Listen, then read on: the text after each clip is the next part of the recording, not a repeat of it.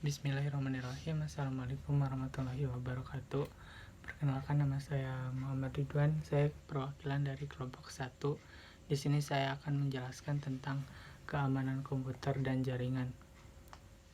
Yang pertama itu ada ruang lingkup keamanan komputer dan jaringan. Ruang lingkup keamanan komputer dan jaringan itu adalah keamanan informasi, merupakan hal yang mutlak, harus diperhatikan secara sungguh-sungguh. Keamanan informasi yang mutlak yang dimaksud itu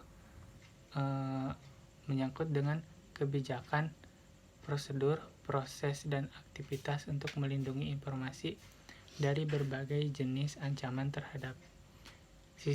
terhadapnya sehingga dapat menyebabkan kerugian. Bentuk atau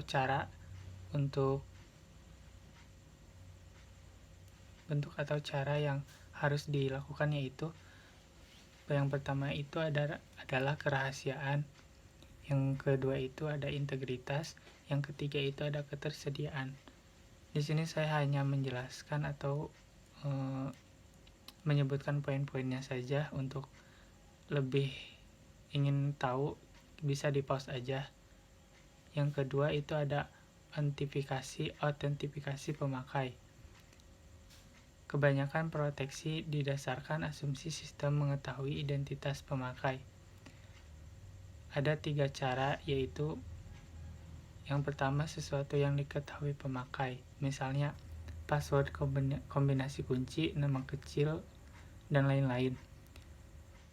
Yang kedua itu sesuatu yang dimiliki pemakai, misalnya badge, kartu identitas, kunci, dan sebagainya. Sesuatu tentang pemakai, misalnya sidik jari dan lain-lainnya. Di sini ada password, kata sandi, dan pembatasan. Yang pertama itu ada password. Password tahulah kayak gimana ya yang namanya password. Nah, di sini saya akan menjelaskan tentang upaya untuk lebih mengamankan proteksi password, yaitu yang pertama ada salting, yang kedua on time password, yang ketiga satu daftar panjang pertanyaan dan jawaban, dan yang keempat itu tanggapan, challenge response. Yang kedua itu pembatasan.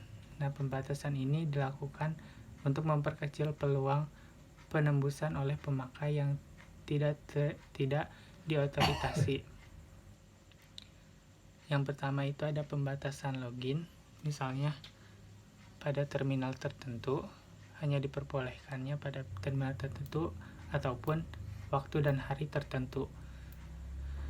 Yang kedua itu pembatasan dengan callback, bisa dibaca ya untuk pembatasan dengan callback. Yang ketiga itu pembatasan jumlah usaha login dibatasi sampai 3 kali atau gimana lah, pokoknya waktu pemakai login dan terminal di mana pemakai login. Yang ketiga itu mekanisme proteksi sistem komputer. Yang pertama, pada sistem komputer banyak objek yang perlu diproteksi. Ada objek perangkat lunak dan perangkat keras. Perangkat lunak yaitu ada antivirus, ada anti-spam dan spyware, ada firewall, dan ada backup resource. Yang antivirus itu pencegahan terhadap masuk virus. Maka pendekatan berikutnya yang dapat dilakukan adalah deteksi, identifikasi, dan penghilangan. Yang spam dan spyware, di sini penjelasannya ya, jadi bisa dibaca. Terus yang firewall itu di sini juga hanya penjelasannya saja, jadi tinggal dibaca. Dan ada sistem keamanan jaringan dengan menggunakan firewall dibagi menjadi 3, yaitu paket filtering firewall, yang kedua circuit level firewall, dan yang ketiga application level firewall.